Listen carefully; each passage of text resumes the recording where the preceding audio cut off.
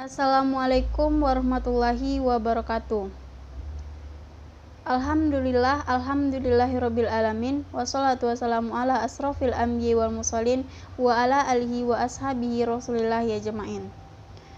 Puji syukur marilah kita panjatkan atas kehadirat Allah yang telah melimpahkan rahmatnya kepada kita sehingga kita masih diberikan kesehatan pada hari ini.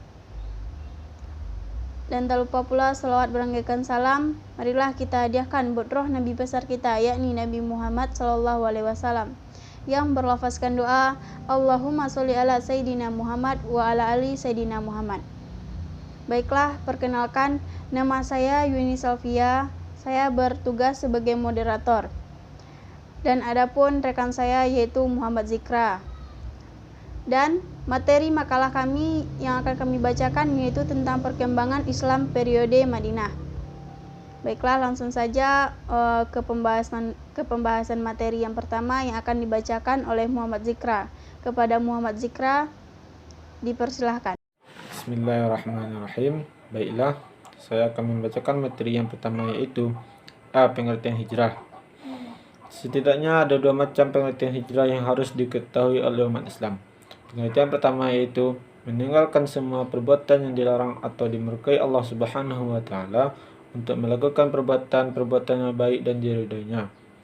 Pengertian kedua yaitu berpindah dari suatu negeri kafir karena di negeri itu umat Islam selalu mendapat tekanan, ancaman dan kekerasan sehingga tidak memiliki berpindah ke negeri Islam agar memperoleh keamanan dan kebebasan dalam berdakwah dan beribadah. Tujuan Rasulullah dan umat Islam berhijrah dari Mekah ke Yathrib yaitu 1. Menyelamatkan diri dari berbagai macam tekanan kaum kafir Quraisy yang diterima oleh umat Islam. 2. Untuk mendapatkan keamanan dan kebebasan dalam berdakwah serta beribadah sehingga dapat meningkatkan dakwah di jalan Allah dalam rangka menegakkan kalimat tauhid. Saya akan membacakan materi selanjutnya yaitu B. Dakwah Rasulullah SAW periode Madinah. Dakwah Rasulullah periode Madinah berlangsung selama 10 tahun dari tanggal 12 Rabiul Awal tahun pertama Hijrah sampai Rasulullah wafat, yakni tanggal 13 Rabiul Awal ke-11 Hijrah. 1. Kondisi umum kota Madinah. Kota Madinah sekarang ini berada di wilayah kekuasaan pemerintah Kerajaan Arab Saudi, terletak sekitar 160 km dari Laut Merah dan pada jarak lebih kurang 350 km sebelah utara dari kota Mekah. Kondisi tanah di kota Madinah dikenal subur. Di sana terdapat tempat untuk tanah pertanian, oleh karena itu penduduk kota ini memiliki usaha pertanian selain berdagang dan berternak. Yang kedua, kesepakatan dalam perjanjian Aqabah. Peristiwa hijrah kaum muslim dari Mekah ke Madinah, selain kondisi dalam masyarakat Mekah yang sangat keras terhadap dakwah Islam, juga disebabkan karena telah disepakati perjanjian yang penting, yaitu perjanjian Aqabah yang berlangsung 2 kali di Bukit Aqabah yang disebut dengan Bai'atul Aqabah 1 dan 2. Perjanjian Aqabah 1 yaitu mereka menyatakan setia kepada Nabi Muhammad SAW. Mereka menyatakan rela berkorban harta dan jiwa. Mereka bersedia ikut menyebarkan ajaran Islam yang dianutnya. Mereka menyatakan tidak akan menyekutukan Allah Subhanahu wa taala. Mereka menyatakan tidak akan membunuh, dan mereka menyatakan tidak akan melakukan kecurangan dan kedustaan. Perjanjian Aqabah 2 yaitu penduduk Yathrib siap dan bersedia melindungi Nabi Muhammad SAW. Penduduk Yathrib ikut berjuang dan membela Islam dengan harta dan jiwa. Penduduk Yathrib ikut berusaha memajukan agama Islam dan menyiarkan kepada sanak saudara mereka. Dan penduduk Yathrib siap menerima segala risiko dan tantangannya. Yathrib adalah tempat yang paling dekat. Sebelum diangkat menjadi nabi, beliau telah mempunyai hubungan baik dengan penduduk kota tersebut.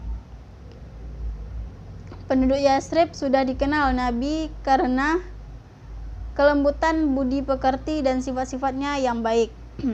Bagi diri nabi sendiri, hijrah merupakan keharusan selain karena perintah Allah Subhanahu wa taala. Ketiga, kaum muslim dan Rasulullah hijrah ke Madinah. Kondisi Mekkah dan kekejaman kaum musyrik Quraisy semakin meningkat. Kondisi ini dirasakan memberatkan umat Islam yang ada di sana. Hijrah yang dilakukan kaum muslim ke Madinah berlangsung secara bertahap, sendiri-sendiri atau dalam kelompok kecil. Tujuannya untuk menghindari kecurigaan kaum musyrik Quraisy. Sedikit demi sedikit kaum muslim segera meninggalkan Mekkah, sedangkan Rasulullah masih tetap tinggal di Mekkah. 4. Sikap masyarakat Madinah terhadap ajaran dakwah Rasulullah SAW. Pada umumnya, sikap masyarakat Madinah mudah menerima dakwah yang disampaikan oleh Rasulullah. Bahkan, sebelum Rasulullah hijrah ke Madinah, masyarakat Madinah menerima Islam disebabkan karena keadaan masyarakat yang banyak bersinggungan dengan kelompok agama lain seperti Yahudi yang telah mengenal ajaran ketuhanan. Masyarakat Madinah tidak lagi asing dengan ajaran agama tentang berbagai hal seperti tentang berbagai ajaran ketuhanan. Masyarakat Madinah tidak lagi asing dengan ajaran agama tentang berbagai hal seperti Allah Subhanahu wa taala, hari akhir, surga ataupun neraka. Dengan demikian, mereka pun menjadi lebih mudah dan menerima ajaran yang dibawa oleh Rasulullah, yaitu agama Islam. Di Madinah, perkembangan agama Islam cukup pesat dan penganutnya semakin bertambah banyak.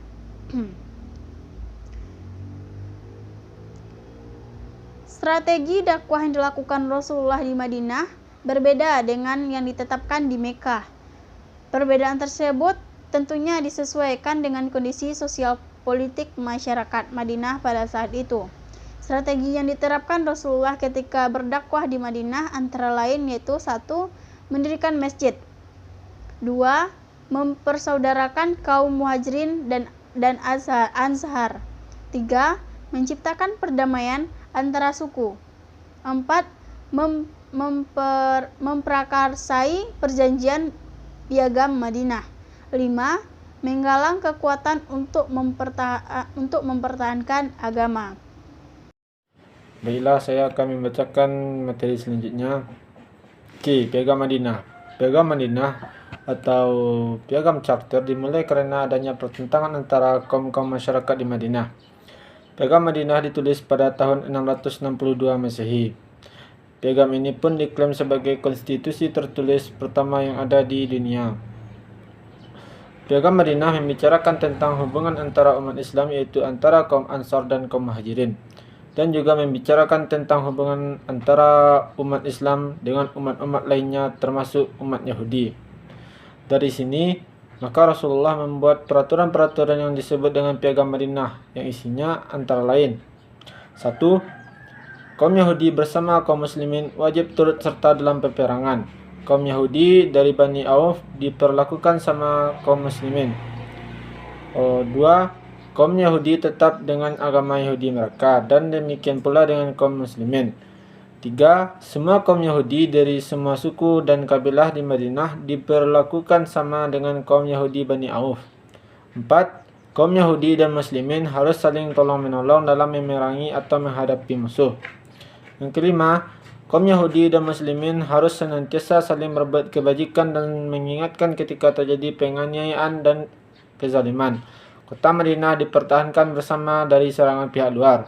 Keenam, semua penduduk Madinah dijamin keselamatannya kecuali bagi yang berbuat jahat. Dalam Piagam Madinah tersebut terdapat beberapa asas, yaitu asas kebebasan beragama, asas persamaan, asas keadilan, asas perdamaian, dan asas musyawarah. Demikian presentasi dari kelompok 4. Apabila ada salah-salah kata, kami mohon maaf. Kami akhiri. Assalamualaikum warahmatullahi wabarakatuh.